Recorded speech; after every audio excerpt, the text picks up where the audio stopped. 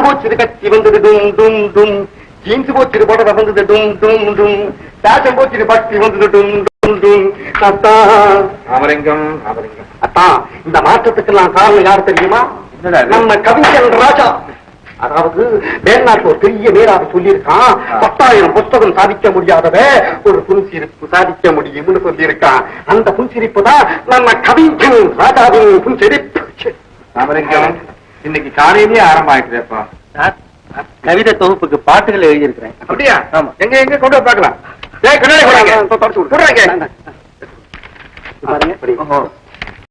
தனிமையிலே இனிமை காண முடியுமா? ரொம்ப அருமையான கருத்து ராஜா. என்ன பெரிய கருத்து? அவன் புத்தாலியா இருந்தானாக்கா இனிமே எங்க வேணா இருந்தாலும் அனுபவிச்சு போலாம். ஹாலிவுட்ல எப்படி தெரியுமா பாட்டு எழுதுறாங்க?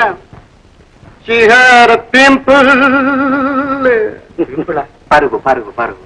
I turn with my kiss. முத்தம் முத்தம் முத்தம்.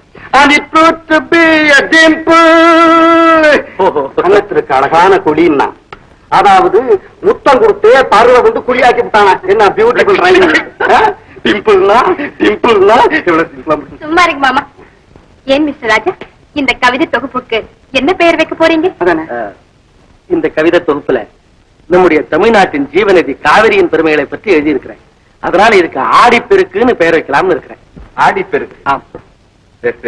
ரொம்ப பொருத்தமான பெயரப்பா. ராஜா, காவேரி ஆற்று பெருக்கு போல உன்னுடைய வாழ்வு பெருகணும், பேர் பெருகணும், புகழ் பெருகணும். இதுக்கெல்லாம் இந்த ராமலிங்க அருள் செய்யணும். நான் உடனே இந்த கவிதை தொகுப்பு வெளிவரத்துக்கு வேண்டிய எல்லா ஏற்பாடு செய்யறேன். ரொம்ப நன்றிங்க. டேய் டேய் டிஸ்காக்கு உன்னதாண்டா. நம்ம மேனேஜர் கிட்ட போய் நான் ஒரு 500 வாங்கிட்டுமா? சொன்னது செய்ய சுண்ணாம்பு. இந்த கவிதை தொகுப்பு உடனே வெளிவரத்துக்கு வேண்டிய ஏற்பாடு செய்ய சொன்னேன்னு சொல்லுங்க. அவ்வளவுதானே. அத்தான் என்னுடைய தலைவை பத்தி இப்ப தெரியாது உங்களுக்கு. ஆடிப்பருக்கு விற்பனைக்கு அப்புறம் தான் நான் யாருன்னு தெரியும். ஏய், இந்து தினமணி சுரேஷ் மித்திரன் ஆனந்த தினத்தந்தி குமுதன் ஆடிப்பெருக்கு.